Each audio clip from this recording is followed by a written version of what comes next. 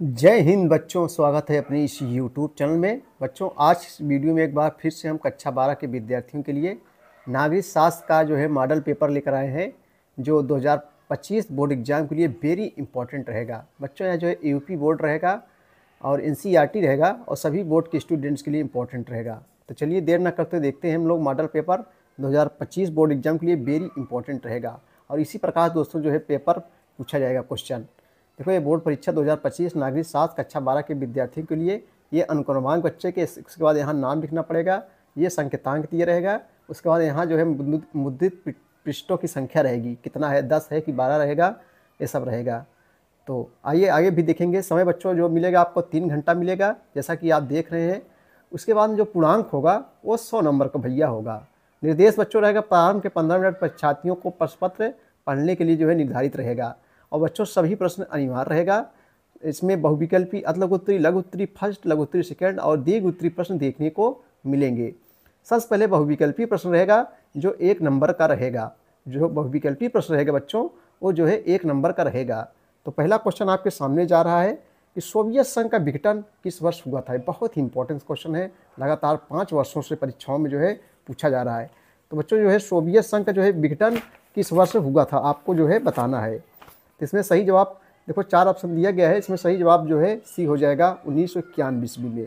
जो सोवियत संघ का विघटन हुआ था यानी समाप्ति हुई थी 1991 ईस्वी में। चलिए अगला क्वेश्चन हम लोग देखेंगे। चीन की क्रांति जो है किस वर्ष हुई थी। चीन की जो है क्रांति ये जो है किस वर्ष हुई थी, आपको बताना है। 1947, 1949, 1951, 1954। तो दोस्तों जो है सही जवाब हो जाएगा डी हो जाएगा बच्चों। इसमें सही जवाब जो है क्या हो जाएगा, डी हो जाएगा। 1949 ईस्वी में बी हो जाएगा, बी हो जाएगा दोस्तों। 1949 ईस्वी में चीन क्रांति किस वर्ष हुई थी, 1949 ईस्वी में। चलिए अगला क्वेश्चन देखेंगे। सार्क एक महत्वपूर्ण क्षेत्रीय संगठन है, ऑस्ट्रेलिया का, अफ्रीका का, अमेरिका का, दक्षिण एशिया का। तो बस दोस्तों आपको बताना है सार्क, देखो का है ना, का उठा के इधर कर देंगे हो जाएगा जो है काठमांडू हो जाएगा। यही जो है सार्क का जो मुख्यालय है वो कहाँ है, नेपाल की राजधानी काठमांडू में है। तो दोस्तों जो है सार्क एक महत्वपूर्ण क्षेत्रीय संगठन है। ये दक्षिण एशिया का एक महत्वपूर्ण क्षेत्रीय संगठन है। जो क्षेत्रीय संगठन होते हैं दोस्तों उसमें कम देश होते हैं। जो क्षेत्रीय संगठन होते हैं उसमें कम देश होते हैं और जो अंतर्राष्ट्रीय संगठन होते हैं उसमें ज़्यादा देश होते हैं। तो इतनी भी जानकारी आप लोगों को होनी चाहिए। चलिए अगला क्वेश्चन देखेंगे। संयुक्त राष्ट्र संघ के वर्तमान महासचिव कौन है। संयुक्त राष्ट्र संघ के वर्तमान महासचिव कौन है। बान की मून, बतरस घाली, कोफी अन्नान, एंटोनियो गुटेरस। तो दोस्तों जो है सही जवाब जो है यहाँ डी हो जाएगा, एंटोनियो गुटेरस, जो पुर्तगाल के पूर्व प्रधानमंत्री रह चुके हैं, संयुक्त राष्ट्र संघ के वर्तमान जो है महासचिव हैं। आगे देखेंगे। मानव जाति को बच्चों किससे खतरा है। जो मानव जाति है उसको किससे खतरा है। परमाणु हथियारों से है कि आतंकवाद से है कि प्राकृतिक आपदाओं से, उपरोक्त सभी। तो आप समझ गए होंगे, इस दिमाग से क्वेश्चन कर सकते हैं आप। उपरोक्त सभी हो जाएगा, आतंकवाद से भी, परमाणु हथियारों से भी, प्राकृतिक आपदाओं से भी, सभी से जो है खतरा है मानव जाति को। चलिए अगला क्वेश्चन देखेंगे दोस्तों। पृथ्वी सम्मेलन किस वर्ष आयोजित हुआ था। 1998, 1990 में और उसके बाद में है 1992 में, 1985 में। सही जवाब यहाँ सी हो जाएगा, सी हो जाएगा 1992 ईस्वी में। चलिए अगला क्वेश्चन देखेंगे हम लोग। एक एक नंबर रहेगा, बहुविकल्पी प्रश्न जो है एक एक नंबरों का रहेगा। भारत में वैश्वीकरण का समय समय पर किसने जो है विरोध किया। भारत में वैश्वीकरण का समय समय पर किसने विरोध किया। तो सही जवाब उपरोक्त सभी हो जाएगा। पर्यावरणवादियों ने, वामपंथियों ने भी, स्वयंसेवी संगठनों ने, उपरोक्त सभी हो जाएगा। अगला क्वेश्चन दोस्तों। भारत के प्रथम प्रधानमंत्री कौन थे। सभी बच्चे जानते होंगे, भारत के प्रथम प्रधानमंत्री जो है पंडित जवाहरलाल नेहरू थे, भारत के प्रथम प्रधानमंत्री। महात्मा गांधी को आप लोग जान ही रहे हो, राष्ट्रपिता बापू के नाम से जाना जाता है। सरदार पटेल दोस्तों ये जो है हमारे देश के पहले गृह मंत्री थे। डॉक्टर भीमराव अम्बेडकर जो भारतीय संविधान के जो है क्या थे, जनक थे। अगला क्वेश्चन है। भारत में एक दल की प्रधानता का युग कब से जो है शुरू हुआ। भारत में एक दल की प्रधानता का युग जो है दोस्तों कब से शुरू हुआ, आपको बताना है। तो सही जवाब बच्चों जो है क्या हो जाएगा, भारत में एक दल की प्रधानता का युग कब से जो है प्रारंभ हुआ। 1925, 1935, 1952, 1947। तो 9 का दोस्तों जो है सही जवाब क्या हो जाएगा, 9 का सही जवाब जो है डी हो जाएगा बच्चों। 1952 ईस्वी में, 1952 ईस्वी में भारत में एक दल की प्रधानता का युग कब से शुरू हुआ, 1952 ईस्वी में। निम्न में से हरित क्रांति की जो है सफलता है, उत्पादन में रिकॉर्ड वृद्धि, फसल क्षेत्र में वृद्धि, औद्योगिक विकास को बढ़ावा, उपयुक्त सभी। सही जवाब यहाँ जो है उपयुक्त सभी हो जाएगा, डी हो जाएगा। तो बच्चों ये थे बहुविकल्पी प्रश्न। अब हम लोग देखेंगे अतिलघुत्तरीय प्रश्न। अतिलघुत्तरीय प्रश्न जो है 2-2 अंकों का रहेगा, कभी भी 3 अंकों, कभी 3 अंकों का भी दे देता है, 2 या 3 नंबर का रहेगा। क्वेश्चन नंबर 11 है दोस्तों, अतिलघुत्तरीय प्रश्न। 2014 के लोकसभा के चुनाव के बाद किसकी सरकार बनी थी? तो इसका उत्तर हम लोग देखेंगे। 2014 के लोकसभा के चुनाव के बाद किसकी सरकार बनी थी? तो बच्चों जो है भारतीय जनता पार्टी के नेतृत्व में यानी अगुवाई में राष्ट्रीय जनतांत्रिक गठबंधन एनडीए की जो है सरकार बनी थी तथा नरेंद्र मोदी प्रधानमंत्री बने थे। नरेंद्र मोदी जो है भारत के जो है प्रधानमंत्री बने थे दोस्तों, ठीक है, और नरेंद्र मोदी प्रधानमंत्री बने थे। अगला क्वेश्चन है, क्वेश्चन नंबर 12 है, गोवा, दमन और दीव पुर्तगाल से जो है कब स्वतंत्र हुए? चलिए अगले क्वेश्चन की ओर हम लोग चलेंगे। गोवा, दमन और दीव पुर्तगाल से जो है कब स्वतंत्र हुए? तो उत्तर होगा दिसंबर 1961 में गोवा, दमन और दीव पुर्तगाल से स्वतंत्र हुए। दिसंबर 1961 में गोवा और दमन दीव पुर्तगाल से स्वतंत्र हुए। किससे स्वतंत्र हुए दोस्तों? पुर्तगाल से। अगला क्वेश्चन है, 1974 में रेलवे हड़ताल का नेतृत्व किसने किया? इसकी मुख्य मांग क्या थी? 1974 में रेलवे हड़ताल का नेतृत्व जो है किसने किया और इसकी जो है मुख्य मांग क्या थी? तो 1974 में रेलवे हड़ताल का नेतृत्व में जॉर्ज फर्नांडीस ने किया। उनकी जो है मुख्य मांगें बोनस और सेवा से जुड़ी हुई थी। किससे? बोनस और सेवा से जुड़ी हुई थी। चलिए बच्चों अगला क्वेश्चन देखेंगे। गैर कांग्रेसवाद से आप क्या समझते हैं? गैर कांग्रेसवाद से आप जो है क्या समझते हैं? आइए इसका उत्तर हम लोग देखते हैं। गैर कांग्रेसवाद से आप क्या समझते हैं? बहुत ही इंपॉर्टेंट क्वेश्चन है दोस्तों, अतिलघुत्तरीय प्रश्न है। देखो गैर कांग्रेसवाद बहुत सरल है। विरोधी दलों को लगा कि इंदिरा गांधी की अनुभवहीनता एवं आंतरिक गुटबंदी ने कांग्रेस को सत्ता से हटाने का अवसर दिया है। राम मनोहर लोहिया ने इसे ही गैर कांग्रेसवाद के नाम से संबोधित किया है। ठीक भैया, अगला क्वेश्चन देखेंगे। भारत में नाटो अथवा सीटों का सदस्य क्यों नहीं बना? चलिए अगला क्वेश्चन देखेंगे हम लोग, बहुत इंपॉर्टेंट क्वेश्चन चल रहा है। भारत नाटो अथवा सीटों का सदस्य क्यों नहीं बना? आइए देखते हैं इसका उत्तर हम लोग। देखो भारत गुटनिरपेक्ष में विश्वास रखता है। गुटनिरपेक्ष नहीं, किसी गुट में शामिल ना होना, इसका अर्थ ही होता है। भारत जो है गुटनिरपेक्ष में विश्वास रखता है तथा सैनिक गठबंधनों से जो है दूर रहना चाहता है, इसलिए भारत नाटो अथवा सीटों का सदस्य नहीं बना। ठीक है भैया, चलो बच्चों आगे क्वेश्चन देखेंगे हम लोग। दक्षिणपंथी विचारधारा से आप क्या समझते हैं? दक्षिणपंथी विचारधारा से आप जो है क्या समझते हैं? तो दक्षिणपंथी विचारधारा, पंथी है, यहाँ पंक्ति आ गया है। पंथी विचारधारा खुली प्रतिस्पर्धा और बाजार उन्मुख अर्थव्यवस्था को प्रेरित करती है। इस विचारधारा के अनुसार जो है सरकार को अर्थव्यवस्था में अनावश्यक हस्तक्षेप नहीं करना चाहिए। ठीक है भैया, चलिए अगला क्वेश्चन देखेंगे हम लोग दोस्तों। भारत में पहला आम चुनाव किस वर्ष हुआ था? भारत में पहला आम चुनाव जो है किस वर्ष हुआ था? भारत में पहला आम चुनाव ये किस वर्ष हुआ था? तो भारत में पहला आम चुनाव 1952 ईस्वी में हुआ था। कब हुआ था दोस्तों? 1952 ईस्वी में। नेक्स्ट क्वेश्चन है, राष्ट्र निर्माण की 2 चुनौतियां लिखें। राष्ट्र निर्माण की 2 चुनौतियां लिखें। पहला है लोकतंत्र को कम करना, पहला है। दूसरा है राष्ट्र का विकास करना ताकि समस्त समाज का जो है भला हो सके। राष्ट्र निर्माण की 2 चुनौतियां कौन सी बच्चों? लोकतंत्र को कम रखना और राष्ट्र का विकास करना ताकि समस्त समाज को भला हो। वैश्वीकरण क्या है? चलिए अगला क्वेश्चन देखेंगे हम लोग। वैश्वीकरण जो है क्या है?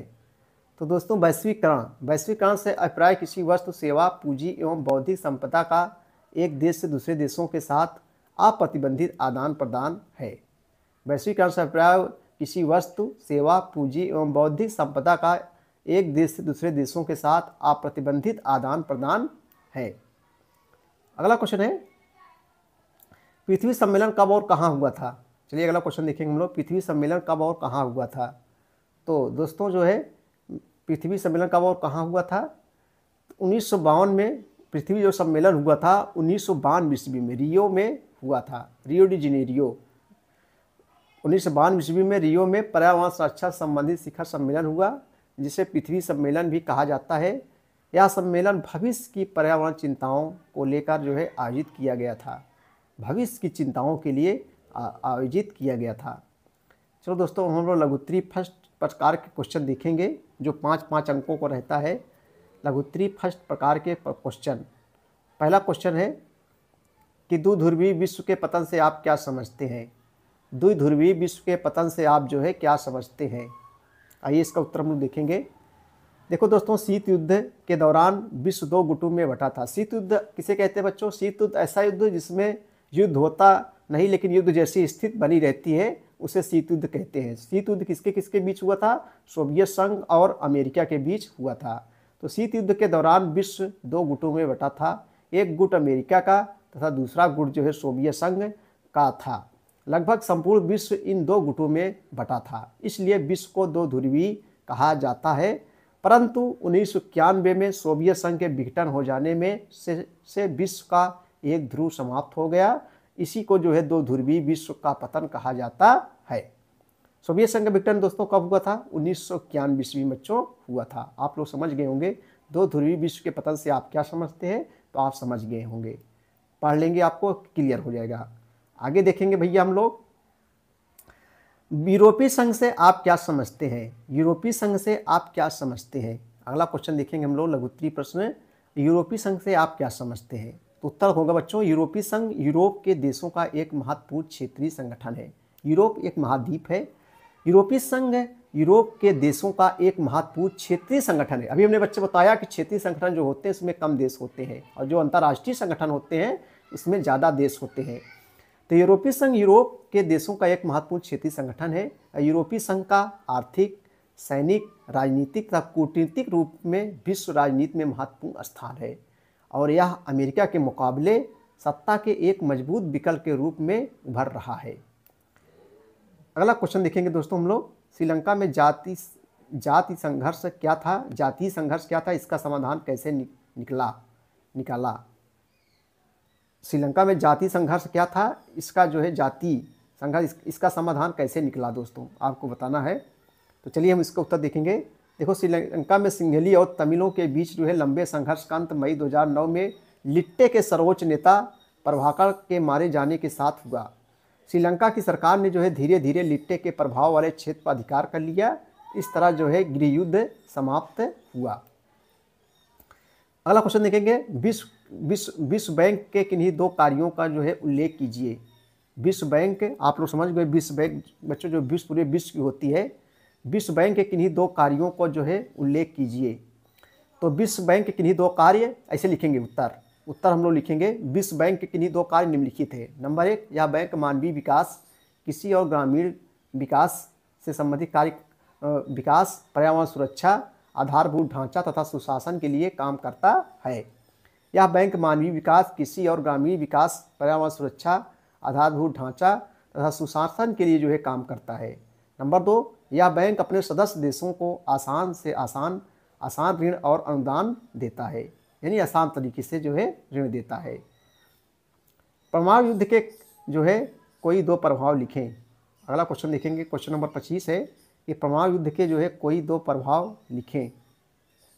तो परमाणु युद्ध के कोई 2 प्रभाव निम्नलिखित है। नंबर 1, परमाणु युद्ध से पूरी मानव जाति नष्ट हो जाती है। नंबर 2, परमाणु युद्ध के विशेषज्ञों के अनुसार परमाणु बम गिरने से वातावरण में इतनी अधिक रेडियोधर्मिता फैल जाएगी कि दूर दूर तक रहने वाले लोग भी इसके प्रभाव क्षेत्र में आकर रोगग्रस्त हो जाएंगे। ठीक है भैया। आगे बच्चों, पर्यावरण शरणार्थी से आप क्या समझते हैं। तो पर्यावरण शरणार्थी से आप क्या समझते हैं। तो पर्यावरण के खराब होने एवं खाद्यान्न जैसे गेहूँ हो गया, चावल हो गया, जौ हो गया, ये सब खाद्यान्न के अंतर्गत आते हैं। तो पर्यावरण के खराब होने एवं खाद्यान्न की उत्पादकता कम होने से लोगों द्वारा उस स्थान से हटकर कहीं और शरण लेना पर्यावरण शरणार्थी कहलाता है।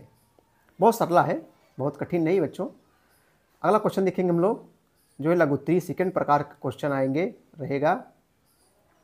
देखते हैं हम लोग, वैश्वीकरण के किन्हीं 3 लाभों की जो है व्याख्या उदाहरण देकर कीजिए। वैश्वीकरण के देखो, जो लघुत्तरी सेकंड प्रकार क्वेश्चन होते हैं 6 अंकों का होते हैं। कितने अंकों का दोस्तों? 6 अंकों का। तो वैश्वीकरण के किन्हीं 3 लाभों की जो है व्याख्या उदाहरण देकर जो है कीजिए। तो आइए उत्तर देखेंगे हम लोग। देखो, नंबर 1, वैश्वीकरण के किन्हीं 3 लाभों की व्याख्या निम्न प्रकार है। नंबर 1, पूरी दुनिया में वस्तुओं के व्यापार में वृद्धि हुई है। वर्तमान में कोई भी देश अपने देश के अतिरिक्त अन्य देशों में भी निवेश कर सकता है। बहुराष्ट्रीय कंपनियों की बढ़ती संख्या एवं उनका विस्तृत होता क्षेत्र इसका उदाहरण है। नंबर 2, रसों की सॉरी चलो बच्चों, देखो यहाँ जो है रसों नहीं राष्ट्रों होना चाहिए, राष्ट्रों आप बना लीजिए। नंबर 2, राष्ट्रों की सीमाओं की बाधा विचारों के सामने से दूर हो गई और उनका प्रवाह निर्बाध रूप से होने लगा। इंटरनेट और कंप्यूटर से जुड़ी सेवाओं का विस्तार इसका उदाहरण है। तीसरा है बच्चों, सांस्कृतिक समरूपता और सांस्कृतिक वैश्वीकरण की अवधारणाएं मजबूत हुई है। माल कल्चर मैकडोनियार्डीकरण आदि के रूप में स्पष्ट हो जाता है। आगे देखेंगे, अगला क्वेश्चन है, ताशकंद समझौते के मुख्य प्रावधान लिखें। ताशकंद समझौते के मुख्य प्रावधान क्या थे, उसको लिखना है। आइए इसको उत्तर देखेंगे। ताशकंद समझौता 1966 में सोवियत संघ में भारत पाकिस्तान के बीच हुआ। इस समझौते के मुख्य प्रावधान इस प्रकार हैं। नंबर 1, दोनों पक्षों का यह प्रयास रहेगा कि संयुक्त राष्ट्र के घोषणा पत्र के अनुसार दोनों में मधुर संबंध बने। नंबर 2, दोनों पक्ष इस बात पर सहमत थे कि दोनों देशों की सेनाएं 5 फरवरी 1966 से पहले उस स्थान पर पहुंच जाए जहां वे 5 अगस्त 1965 से जो है पहले थी। नंबर 3, दोनों देश एक दूसरे के आंतरिक विषयों में हस्तक्षेप नहीं करेंगे। और अगला नंबर है बच्चों, दोनों देश एक दूसरे के आंतरिक विषयों में हस्तक्षेप नहीं करेंगे। नंबर 4, दोनों देश एक दूसरे के विरुद्ध प्रचार नहीं करेंगे। नंबर 5, दोनों देशों के उच्चायुक्त एक दूसरे के देश में वापस आएंगे। ठीक है भैया, ये सब शर्तें थी। चलिए आगे हम लोग दीर्घोत्तरीय प्रश्न देखेंगे। दीर्घोत्तरीय प्रश्न जो रहेगा 8 अंकों का रहेगा। तो भारत में 1967 में हुए चौथे आम चुनाव का विस्तार से वर्णन कीजिए, अथवा प्रथम पंचवर्षीय योजना के विकास पर क्या प्रभाव पड़ा। प्रथम पंचवर्षीय योजना जिसमें बच्चों कृषि पर जो है जोर दिया गया था, तो हम इसको जो है पढ़ाए हैं, आप प्लेलिस्ट पे आप पा सकते हैं और सब इसका उत्तर आप पा जाएंगे बच्चों। उसके बाद में देखो 1947 भारत के विभाजन के परिणामों की जो है विवेचना कीजिए। ये अपने मन से बच्चों आप लिख सकते हैं, अपने मन से लिखेंगे तो पूरा अंक आपको जो है मिलेगा। दीर्घोत्तरीय प्रश्न लंबा होता है, ज़्यादा अपने दिमाग से लिखना पड़ता है। 1947 जब हमारा देश आज़ाद हुआ था, भारत के विभाजन के परिणामों की विवेचना कीजिए। अथवा जहाँ बच्चों अथवा लग जाए एक करना है, 2 में से एक करना है। अथवा विश्व में शांति स्थापित करने में संयुक्त राष्ट्र संघ ने अपनी भूमिका का जो है किस प्रकार जो है निर्वाह किया है। संयुक्त राष्ट्र संघ बच्चों इसका काम ही है विश्व में शांति व्यवस्था बनाए रखना। संयुक्त राष्ट्र संघ जिसका मुख्यालय अमेरिका के शहर न्यूयॉर्क में स्थित है। ठीक है, इसका स्थापना 24 अक्टूबर 1945 ईस्वी में हुई थी। संयुक्त राष्ट्र संघ के संबंधी दोस्तों क्वेश्चन जरूर आते हैं, तो वेरी इंपॉर्टेंस है 2025 में। विश्व में शांति व्यवस्था स्थापित करने में संयुक्त राष्ट्र संघ ने अपनी भूमिका का किस प्रकार निर्वाह किया, इसको आपको लिखना है। 8 नंबर आपको मिलेंगे, तो आप बच्चों लिख सकते हैं। जो संयुक्त राष्ट्र संघ होता है, ये विश्व में शांति व्यवस्था बनाए रखने के लिए इसकी स्थापना हुई है। इसका मुख्यालय न्यूयॉर्क में है। 24 अक्टूबर 1945 को जो है इस समय वर्तमान बच्चों 193 देश इसमें जो है सम्मिलित हैं। किसमें? संयुक्त राष्ट्र संघ में। तो आप बच्चों इसको एक बार देख लेंगे तो आपको जो है क्लियर हो जाएगा संयुक्त राष्ट्र संघ। आपको जरूर इससे क्वेश्चन हर वर्ष परीक्षाओं में क्वेश्चन पूछे जाते हैं। तो वीडियो देखने के लिए बहुत बहुत धन्यवाद। Thank you so much. जय हिंद, जय भारत।